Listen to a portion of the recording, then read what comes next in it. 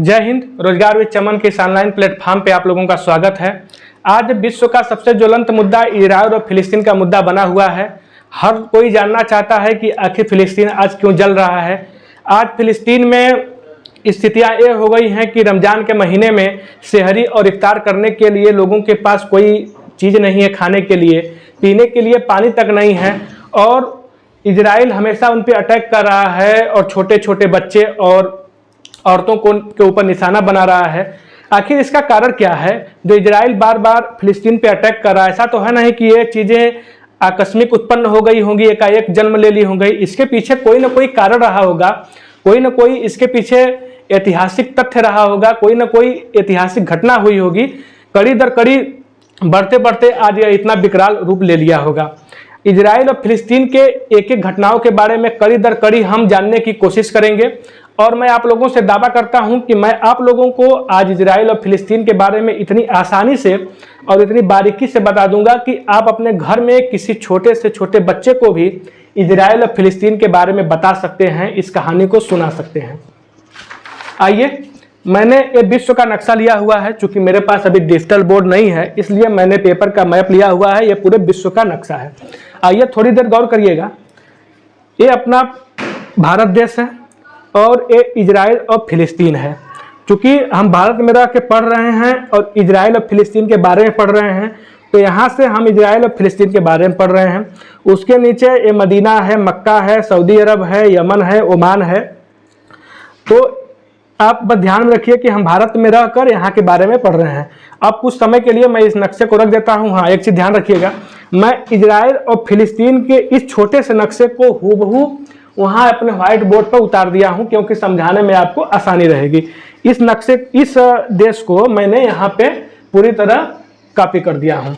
तो इस नक्शे को मैं रख देता हूँ। आइए यहाँ से कड़ी दर कड़ी उस घटनाओं के बारे में हम जिक्र करते हैं। देखिए, ये अपना ये फिलिस्तीन और इजराइल है।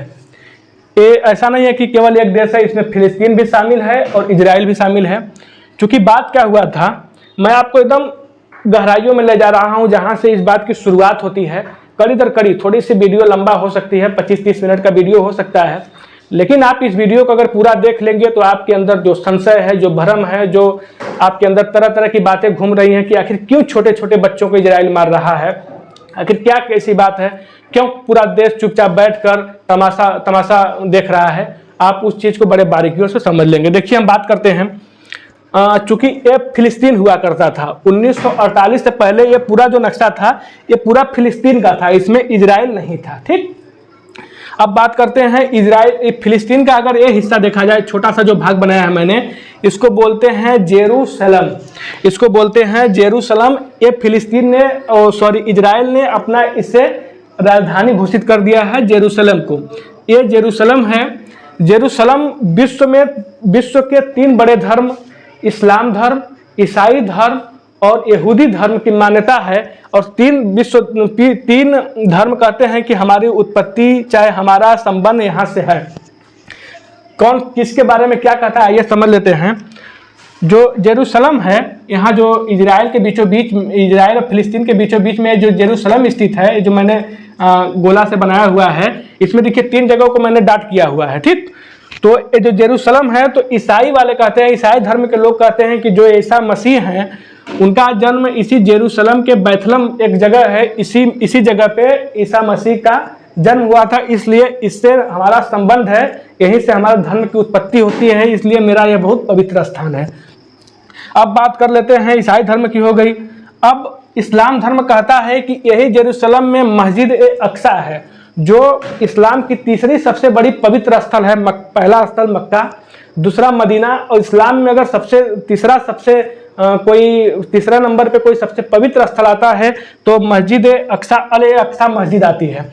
इस्लाम धर्म में इसकी बहुत मान्यता है और इसको बहुत पवित्र स्थल समझा जाता है। ठीक, ईसाई धर्म तो कहता है कि यहाँ के जेरूसलम के बैथलम में ईसा मसीह का जन्म हुआ था, और इस्लाम धर्म कहता है कि यहाँ पे जो अल अक्सा मस्जिद है, इससे मेरा बड़ा पुराना रिश्ता है, यह मेरा तीसरा सबसे पवित्र स्थल है मक्का और मदीना के बाद, मस्जिद अक्सा। उसके बाद ये यहूदी धर्म, जो इजराइल देश है, पूरी तरह यहूदियों का देश है। यहूदी जाति का ये पूरी तरह देश है। तो जो यहूदी है, यहूदी कहते हैं कि जो हजरत मूसा थे उनका यहाँ से संबंध था, यहाँ से हम लोगों का पुराना रिश्ता है और हमारे धर्म की उत्पत्ति, हमारे धर्म की शुरुआत यहीं से हुई है। ये तीनों धर्म की मान्यता हो गई। मैं पूरे देश के बारे में बात नहीं कर रहा हूँ, मैं इस छोटे से जेरूसलम के बारे में बात कर रहा हूँ और पूरे झगड़े की जड़ यही छोटा सा जगह है। ठीक, तो तीनों धर्म कहते हैं, तीनों धर्म ये हो गया बैतलम, ये हो गया मस्जिद अक्सा और ये हो गया आपका यहूदियों का। ये कहते हैं कि यहाँ पे हजरत मूसा का संबंध है और चूंकि हम लोगों का यहाँ से पुराना रिश्ता है। बात क्या होती है, 1948 से पहले इस पूरे जमीन पे फिलिस्तीन का कब्जा था। यहाँ पे फिलिस्तीन के लोग रहा करते थे। अब हुआ क्या कि आपको पता होगा, मैं छोटी सी इस घटना को बताने के लिए मैं थोड़ी सी गहराई में जाना चाहता हूँ, थोड़ी सी बैक में जाना चाहता हूँ। जब प्रथम विश्व युद्ध हुआ था तो आपको पता होगा, हम अगर नहीं पता होगा तो बस इतना जानिए कि जो प्रथम विश्व युद्ध हुआ था उसमें जर्मनी के खिलाफ ब्रिटेन था। जर्मनी एक देश है, जर्मनी के खिलाफ ब्रिटेन था। जर्मनी और ब्रिटेन एक दूसरे के घोर विरोधी थे। तो हिटलर जर्मनी का तानाशाह हुआ करता था उस समय, प्रथम विश्व युद्ध के समय नहीं। उसके बाद 1933 में हिटलर जर्मनी का तानाशाह हुआ। वह ब्रिटेन के लोगों से अपना बदला लेना चाहता था। और जो यहूदी धर्म के लोग थे, चूंकि यहूदी धर्म के लोग उस समय यहाँ पे बिल्कुल नहीं थे। ठीक, यहाँ पे इजराइल न देश था न यहूदी धर्म के लोग थे। ये पूरी तरह फिलिस्तीन का हिस्सा था। ये पूरा 100% 1947 से पहले फिलिस्तीन का भाग था। ठीक, अब जो जर्मनी का शासक हिटलर 1933 में गद्दी पे बैठा तो इसने अपने अगल बगल जो यूरोप की कंट्री है वहाँ पे यहूदियों को मारना शुरू किया, क्योंकि यहूदी दिमाग के बड़े तेज होते हैं और इनकी तकनीक बहुत उच्च कोटि की होती है और ये बहुत शार्प माइंडेड होते हैं। ये अपनी दिमाग ब्रिटेन वालों को बताते थे। ब्रिटेन वाले मिसाइल बनाते थे, नए नए तकनीक बनाते थे। और हिटलर का यहूदियों से व्यक्तिगत चिढ़ था और हिटलर ने यहूदियों को मारना शुरू किया। ठीक, और हिटलर अपने शासनकाल में लगभग 60 लाख यहूदियों को मारा, लगभग 60 लाख यहूदियों को मारा। और उसमें से 15 लाख छोटे छोटे बच्चे थे जिनको हिटलर ने मौत के घाट उतारा। अब चूंकि जब यहूदियों को हिटलर मारने लगा यूरोप वाले भाग में, आपको बता देते हैं, मैं यहाँ भारत हो गया, ये इजराइल और फिलिस्तीन हो गया। अभी इजराइल फिलिस्तीन को छोड़ देते हैं, यहाँ आ जाते हैं आप यूरोप वाले भाग में। ये यूरोप वाला भाग है अपना, ये यूरोप वाला भाग है। यहाँ पे देखिए, ये यूरोप का भाग है, पोलैंड है, जर्मनी है, बर्लिन है और ये पूरा यूरोप का भाग है। तो हिटलर ने यहाँ पे, ये जो हिस्सा है यहाँ पे, हिटलर ने यहाँ पे लोगों को मारना शुरू किया। यहाँ के जो यहूदी समुदाय के लोग थे, हिटलर ने चुन चुन कर यहाँ के लोगों को मारना शुरू किया। ठीक, अब यहाँ के लोग क्या किए कि यहाँ के लोग यहाँ से पलायन करने लगे, भागने लगे। चूंकि हिटलर तानाशाह था, इनको चुन चुन के मारने लगा तो कोई चारा नहीं थी। 60 लाख लोगों को मार चुका था। चूंकि ये लोग संख्या में भी बहुत कम है, ये लोग बहुत कम बचे थे, ये लोग यहाँ से भागने लगे। तो ब्रिटेन इन लोगों को उठाकर, यहाँ से यूरोप से ब्रिटेन इन लोगों को उठाकर यहाँ पे लाना शुरू कर दिया। अब यहाँ पे क्यों लाया भाई? यहूदियों को कहना था कि मेरा ये पुराना इससे संबंध है, जेरूसलम से, हम लोग वहीं जाएंगे। और कहीं विश्व में जगह भी नहीं खाली थी। ये तो पूरा यूरोप वाला हिस्सा पे हिटलर ने कब्जा कर, यूरोप वाले हिस्से से तो हिटलर ने चुन चुन कर यहूदियों को मार रहा था। यहूदी क्या किए कि यहाँ एक जगह है सारजरा, यहाँ एक जगह है सारजरा, यहाँ यहूदियों ने जमीन खरीदना शुरू किया। सारजर्रा में यहूदियों ने जमीन खरीदा किससे? जो अरब राष्ट्र के जो बड़े बड़े खलीफा थे, जो बड़े बड़े, जो आप कह सकते हैं जो राजा थे, जो इस समय बने हुए हैं, पुराने राजा थे, उनसे जमीन खरीदना शुरू किया यहूदियों ने। ब्रिटेन ने उनका मदद किया, क्योंकि ब्रिटेन भाई हिटलर का दुश्मन था, तो ब्रिटेन ने यहूदियों को यहाँ से भगाने में मदद किया। तो यहाँ सारजर्रा में अरब के जो शासक थे उनसे जमीन खरीदना शुरू किया और मोटे मोटे रकम में अरब के शासकों ने यहाँ की जमीन यहूदियों को बेच दी। अब यहूदी क्या करने लगे? यहाँ आके बसने लगे। हिटलर मार के भगाने लगा तो यहाँ आके बस गए। यहाँ आके बस गए तो अब भाई धीरे धीरे फिलिस्तीन को अच्छा नहीं लगा। कोई भी आपके घर में आके रहेगा तो आप कहेंगे ना कि आप मेरे घर में क्यों आ रहे हैं। अब धीरे धीरे क्या हुआ? ब्रिटेन का भी साथ मिलता गया। ये जो यहूदी समुदाय के लोग हैं धीरे धीरे अपना साम्राज्य यहाँ पे बढ़ाने लगे और धीरे धीरे कब्जा करने लगे। अब हुआ क्या? धीरे धीरे कालांतर में कि यहाँ पे जो यहूदी समुदाय के लोग थे कब्जा करने लगे। क्योंकि अब मुद्दा अब रोज इनसे झगड़ा होने लगा। भाई कोई आपके घर में रहने लगेगा तो झगड़ा होगा, भले वो पुराना छोड़ के चला गया। इनका कहना था कि पुराना है, मेरा जमीन था, मैं छोड़ के चला गया हूँ, आज खरीद के मैं फिर से यहाँ वापस आ गया हूँ। लेकिन आपके घर में कोई रहने लगेगा, कोई आके अचानक से किसी भी दूसरे लोग, जिससे आपका कोई भी सांस्कृतिक चाहे रीति रिवाज मैच न करे तो आपको अच्छा लगेगा नहीं।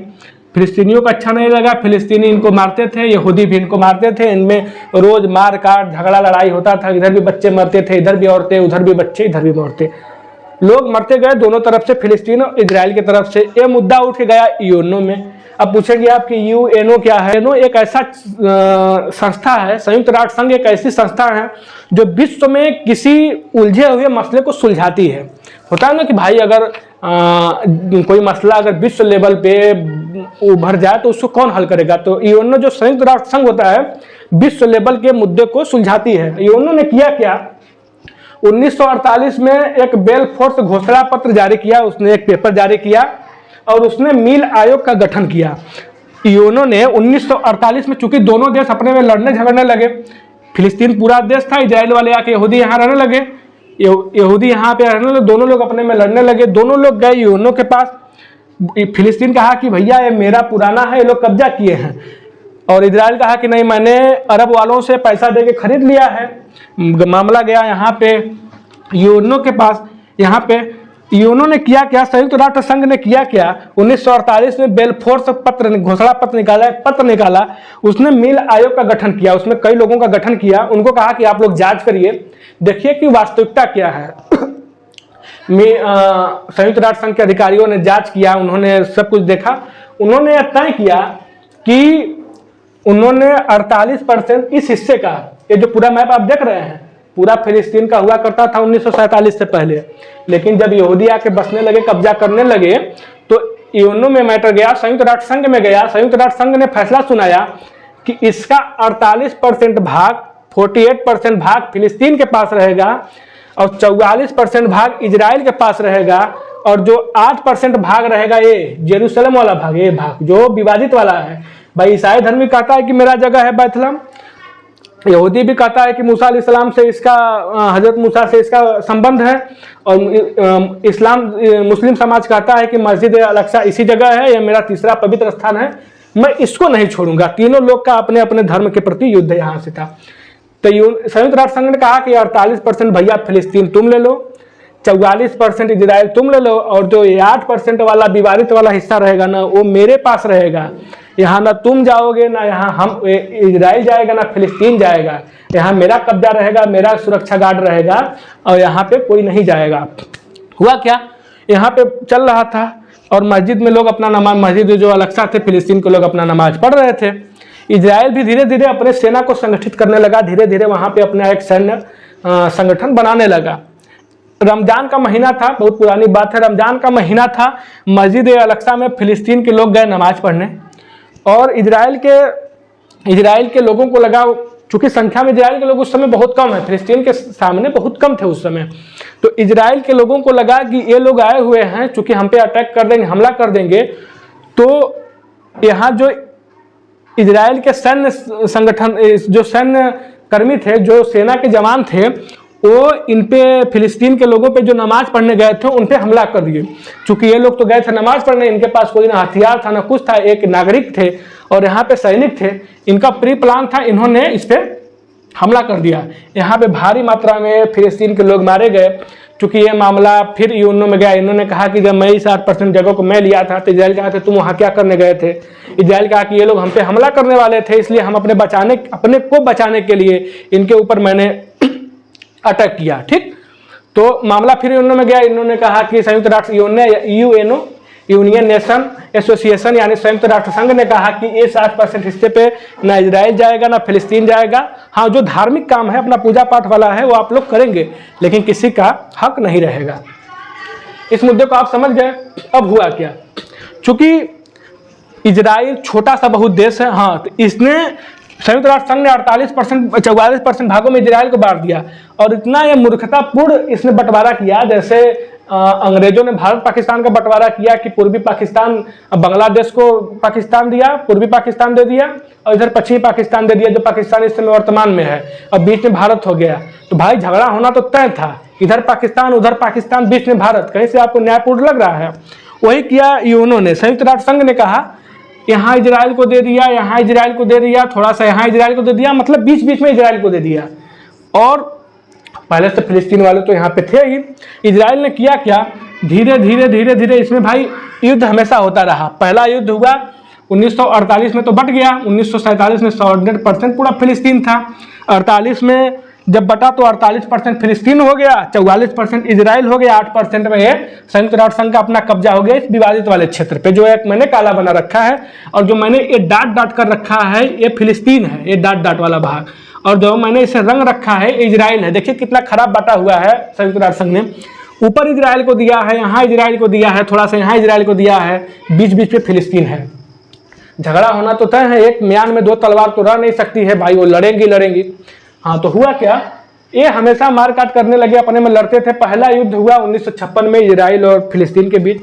इसमें भाई इजराइल की तकनीक जो है ना बड़े उच्च कोटि की है। इनके पास, इनको अमेरिका का कहीं ना कहीं डायरेक्ट इनडायरेक्ट सपोर्ट रहता है और बड़ा उच्च कोटि का इनके पास तकनीक है। और इन्होंने फिलिस्तीन के पास उतनी तकनीक नहीं है, उतना इसका सैन्य डिपार्टमेंट इतना मजबूत नहीं है। तो फिलिस्तीन के लोग क्या करते हैं कि खीस में चिढ़ में उसको पत्थर मारते हैं, उसको झगड़ा करते हैं, उससे चिढ़ करते हैं, उसको खींचते हैं, रिझाते हैं। तो जब फिलिस्तीन के लोग 2-4 लोग को मारते हैं तो इजराइल क्या करता है, पूरा बमवा मार देता है फिलिस्तीन पे। तो इजराइल के लोग 2-4 लोग मरते हैं तो फिलिस्तीन का एक शहर खत्म हो जाता है पूरा, समझ रहे हैं।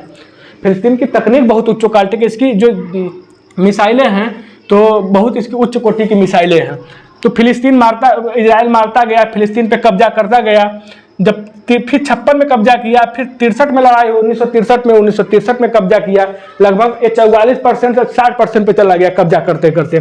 फिलिस्तीन को फिर नहीं रहा गया। उसका देखिए मिशन था इजराइल का कि फिलिस्तीन को उकसाया जाए और ये जब भभकने लगे हम पे अटैक करे, मौका मिला कि भाई हम पे अटैक किया है, क्योंकि विश्व में वो बात भी तो रखनी है।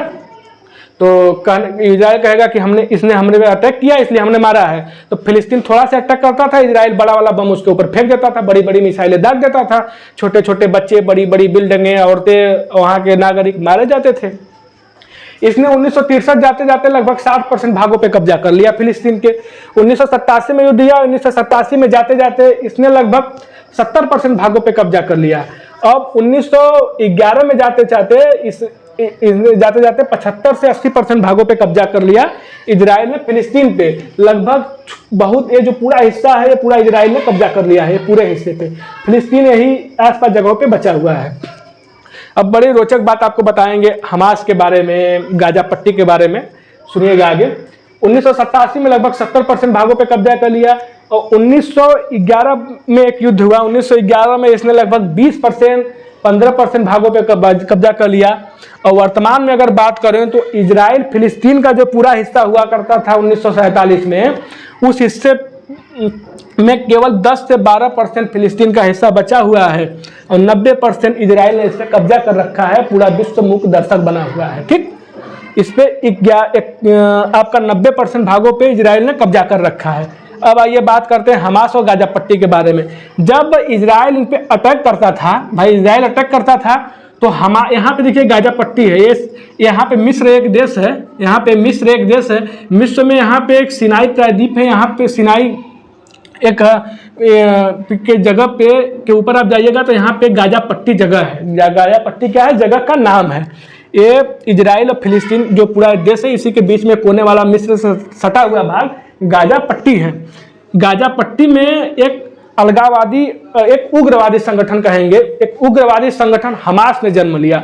हमास ने कहा कि तुम फिलिस्तीन के छोटे छोटे बच्चों पे, छोटे छोटे नागरिक, महिलाओं पे, निहत्थे नागरिकों पे तुम हमला कर रहे हो और लोगों को मार रहे हो, तुम अक्षम्य हो, तुम क्षमा के लायक नहीं हो, मैं तुम पर अटैक करूंगा। इजराइल पे हमास ने कहा।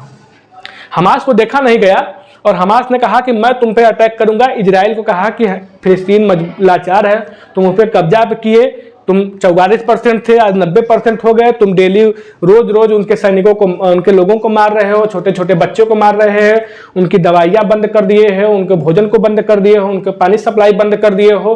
वो भूख के बगैर, दवा के बगैर मर रहे हैं, तड़प रहे हैं। इसका बदला मैं तुमसे लूंगा।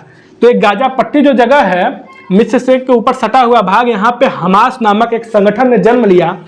और हमास जो संगठन है इजराइल पे अटैक करता था, क्योंकि हमास को जो मिसाइल है, जो बम है, ये ईरान देश, यहाँ से ईरान देश नीचे है, इसके ऊपर ईरान है। तो ये मिस्र के भागों से, चूंकि आप नक्शा को यहाँ रखिएगा तो यहाँ पे ईरान आ जाएगा। अगर यहाँ पे हम मिस्र को रखते हैं तो यहाँ पे ईरान आ जाएगा नक्शे के हिसाब से। तो ईरान यहाँ से इस सुरंग यहाँ पे बना हुआ है, यहाँ से धीरे धीरे मिस्र के रास्ते बम और मिसाइलें इस हमास संगठन को क्या बोलते हैं, सप्लाई करता है। जब सप्लाई करता है तो हमास क्या करता है, इजराइल पे अटैक करता है। हमास थोड़ा सा अटैक करता है तो इजराइल और अटैक करता है। हमास से भी ज़्यादा तकनीक इजराइल की है। हमास की जो राइफल है, इजराइल की इतनी अच्छी तकनीक है, इतनी उसकी उच्च क्वालिटी की जो मिसाइलें हैं और रोकने वाले रडार हैं, रॉकेट हैं, कि हमारा जो रॉकेट दागता है ना, तो उसका लगभग 90% भाग को वो हवा में ही खत्म कर देता है। उसने अगर 100 ठे मिसाइल दागा तो 90 ठे इजराइल हमास का हवा में ही खत्म कर देता है। उसकी तकनीक है कि मिसाइल को हवा मार के खत्म कर देगा, जमीन पे गिर नहीं पाता है। लेकिन हमास एक ही बार 100, 200, 400, 500 रॉकेट छोड़ता है, मिसाइल छोड़ता है और इजराइल के ऊपर तहस नहस करता है। लेकिन फिर भी इजराइल, हमास अगर एक अटैक करता है, एक छोटे से इजराइल के छोटे से भाग पे करता है, यहाँ इजराइल हो गया, यहाँ इजराइल, तो इजराइल पूरा 90% भाग पे हो गया। हमास छोटे से भाग पे करता है तो इजराइल क्या करता है, उसके ऊपर, फिलिस्तीन के ऊपर, हमास के ऊपर खूब अटैक करता है। वो 2-4 लोगों को हमास मारता है तो इजराइल 200-400 लोगों को मारता है, 1000-2000 लोगों को मारता है। अब बात करते हैं, आपने चीज़ों को बड़ी बारीकियों से, मैं उम्मीद करता हूँ, समझ लिए होंगे। अभी तक लाखों लोग मौत के घाट उतारे जा चुके हैं और हमास जो है ना, एक गाजा पट्टी का जो जगह है यहीं पे रहता है। क्योंकि यहाँ से आप इस पूरे नक्शे को ऊपर यहाँ पे रखिएगा तो यहाँ पे ईरान हो गया, यहाँ से ईरान, ये ईरान अपना देश हो गया, ये ईरान एक देश हो गया। ईरान यहाँ से सप्लाई करता है धीरे धीरे चोरी मिस्र को। मिस्र के रास्ते यहाँ सुरंग, बहुत ऊंची पहाड़ियाँ हैं, सुरंग के रास्ते यहाँ से हमास में सप्लाई होती है। हमास अटैक करता है इजराइल पे, हमास 2-4 अटैक करता है, मिसाइल को अटैक करता है। तो इजराइल उसके बदले में, इजराइल तो चाहता है कि हमास हम पे अटैक करें, भाई उसको जमीन कब्जा करना है ना। देखिए आप, ये 1948 में 44% इजराइल था, संयुक्त राष्ट्र संघ ने उसको 44% दिया था और उसने कब्जा करते करते आज 90% भागों पे कब्जा कर लिया। ये जो 44% भाग था, ये जो 44% भाग हुआ करता था ये पूरा फिलिस्तीन, पहले तो कुछ नहीं था 1947 से पहले। 48 में मुद्दा गया तो इसको 44% दे दिया गया। आज ये 90% भागों पे कब्जा किया हुआ है। कारण क्या है, ये हमास को उकसाता, चाहता है कि हमास हम पे अटैक करे। हमास की तकनीक कितना है भाई, मारेगा मिसाइल हवा में, हवा को मिसाइल को रोक देता है, जमीन पे आ ही नहीं पाती। कुछ मिसाइल जाती है, 2-4 घर गिरता है, बंगला गिरता है, छोटे छोटे एयरबेस मारे जाते हैं। उसके बदले में क्या करता है कि मारता है तो पूरा हमास का पूरा एयरबेस चौपट हो जाता है। इजराइल, फिलिस्तीन का हॉस्पिटल खत्म हो जाता है, फिलिस्तीन की जो बस्तियां हैं पूरे शहर तक तहस नहस हो जाते हैं। अब स्थितियां फिलिस्तीन की इतनी दयनीय और दर्दनाक हो चुकी है कि यहाँ के छोटे छोटे बच्चे को खाने के लिए नहीं है।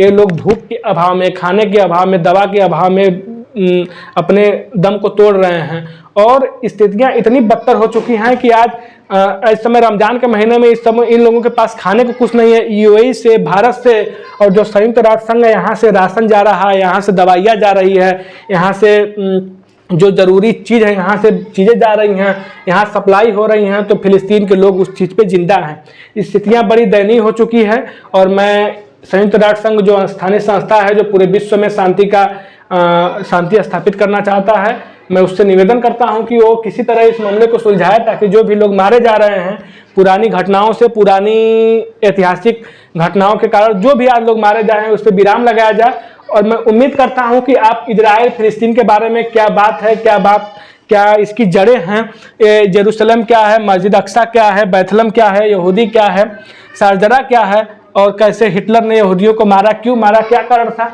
आपने बड़े बारीकियों से चीज़ों को समझ लिया होगा।